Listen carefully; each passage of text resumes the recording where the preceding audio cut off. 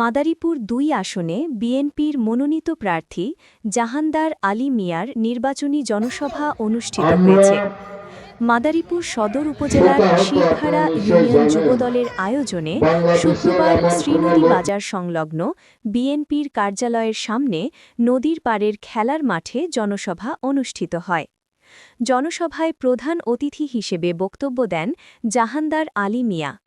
অনুষ্ঠানে আরও বক্তব্য রাখেন মাদারীপুর জেলা বিএনপির যুগ্ম আহ্বায়ক মিজানুর রহমান মুরাদ এবং মাদারীপুর সদর উপজেলা যুবদলের আহ্বায়ক নাহিদুজ্জামান খান নাহিদ। বিশেষ অতিথি হিসেবে উপস্থিত ছিলেন মাদারীপুর জেলা যুবদল নেতা ওবায়দুল ফরাজি, শিরখাড়া ইউনিয়ন বিএনপির নেতা বাবলু শেখ ও তোতা বাঘা। এছাড়া ইশিবপুর ইউনিয়ন বিএনপির স্থানীয় নেতা বশির মাতুব্বরও জনসভায় উপস্থিত ছিলেন। জনসভায় সভাপতিত্ব করেন শিরখাড়া ইউনিয়ন বিএনপির নেতা খোকন হাওলাদার। অনুষ্ঠানটি সঞ্চালনা করেন শিরখাড়া ইউনিয়ন যুবদল নেতা রাকিব বেপারী ও রাজীব ফরাজি। প্রধান অতিথির বক্তব্যে জাহানদার আলী মিয়া বলেন, বিএনপি ৭১-এর মুক্তিযুদ্ধের চেতনায় বিশ্বাসী এবং গণতান্ত্রিক প্রক্রিয়ার মাধ্যমে রাজনীতিতে অংশ নিতে আগ্রহী।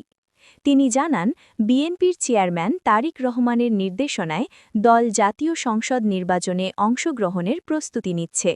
তিনি আরও বলেন, সাম্প্রতিক সময়ে নির্বাচন ও ভোটাধিকার নিয়ে নানা আলোচনা হচ্ছে। ছাত্র সমাজ বৈষম্যের অবসান ও ন্যায্যতার দাবিতে আন্দোলনে অংশ নিয়েছিল।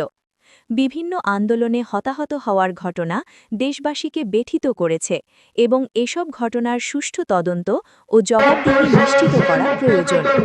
জাহানদার আলী মিয়া বলেন, রাজনৈতিক বিভাজন পরিহার করে সবাইকে গণতন্ত্র ও মুক্তিযুদ্ধের চেতনায় ঐক্যবদ্ধ হতে হবে। সফল রাষ্ট্রপতি শুধু সফলই নয়, আজকে চরিত্র, আজকে স্বচ্ছ এক রাষ্ট্রনায়ক বিশ্বের মধ্যে যদি থাকে, জিয়া রহমান ছিলেন।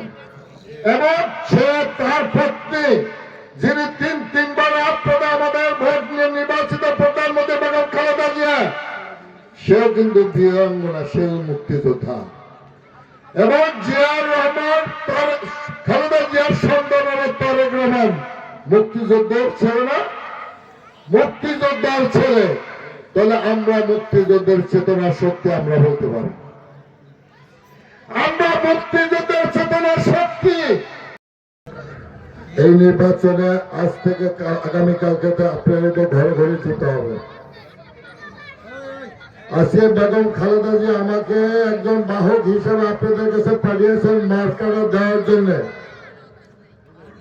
আজকে যদি আওয়ামী লীগের প্রতীক থাকতো, নৌকা থাকতো, এই মাঠে তো দূরগত আমার বাড়ির সামনে মাঠও আমরা দেখতাম না। নৌকা থাকলে যেতে পারতাম। অধিকাংশ মানুষ নৌকা ভোট দেয়, বাস্তব সত্যি ওরা আমাকেও লেগে যায়। তো যেহেতু দাড়ি পালাও নাই, নৌকা নাই, দাড়ি পালা নাই, ২ আসনে আপনাদের একটা সুযোগ আছে না? মানুষের ভোট চাওয়ার কত কায়দা আছে না? কায়দাগুলো তো বলে দিলাম নাকি? কায়দাগুলো বুঝছেন তো ভাই? এই কায়দা না বুঝলে আমাদের মাথার কিন্তু বড় বড় বোঝা আসবে। এই বোঝা নিয়ে হাঁটা কিন্তু কারো পক্ষে সম্ভব হবে না। যে প্রজন্ম আসছে, এই প্রজন্ম কিন্তু কলঙ্কিত নিয়ে ইতিহাস পড়তে হবে। আমরা সেই কলঙ্কিত ইতিহাসে দেখতে চাই না। এই জন্য আপনারা ধানের শীষের জন্য ভোট চাবেন। কালকে সকাল থেকে কোনো আপনারা সকলে প্রার্থী পাবেন।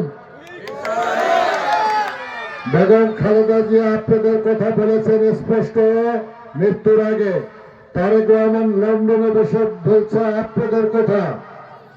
৮০% লোকের সাথে কথা বলার জন্য বলেছেন।